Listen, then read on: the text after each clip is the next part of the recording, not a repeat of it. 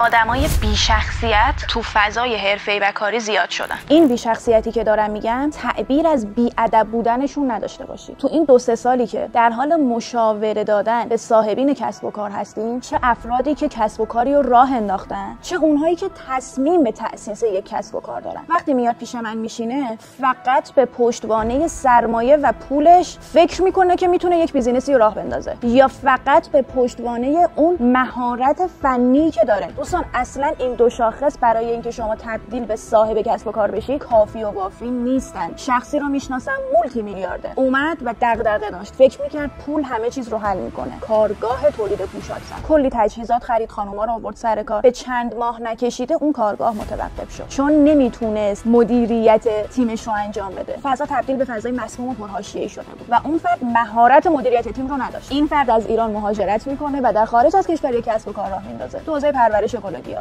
و اون هم اون چیزی که ما دیدیم به 1 سال نکشیده شکست میخوره. خب خیلی‌ها فکر میکنن که پول همه چیزه. اگر پول همه چیز بود چرا یک نفر باید طی یه پروسه 4-5 ساله این همه کسب و کار نصف نیمه راه بندازه و لهاش بکنه؟ به خاطر اینکه اون فرد شخصیت کارآفرین نداشت. اون فرد مهارت‌های نرم و مکمل برای اینکه بتونه یک کسب و کار رو دستش بگیره بلد نبود. شما وقتی می‌خوای یک کسب و کار راه بندازی باید مدیریت حل مسئله، مدیریت بحران، رفتار تیمی، مذاکره، هوش مالی، همه اینا رو باید بلد باشید تا بتونید سکان یک کسب و کار ولو کوچیک رو پیش ببرید. اگر رویای داشتن بیزینس مستقل داری به سرمایه و مهارت اکتفا نکن. بدون کلی مهارت مکمل وجود داره که باید به اونها هم مسلط بشی تا بتونی کار بکنی. طرف هیچ سرمایه‌گذاری برای تقویت مذاکره خودش انجام نداده، برای تقویت هوش مالی خودش انجام نداده و انتظار داره که اوضاع کسب و کار خوب بره جلو. این مهارت ها حکم ویتامین هایی هستن که همه ما آدم‌ها علاوه بر اون غذای اصلی که مصرف می‌کنیم این ویتامین ها رو هم در رژیم خودمون در نظر می‌گیریم تا بتونیم با سلامت بیشتری زندگی بکنیم.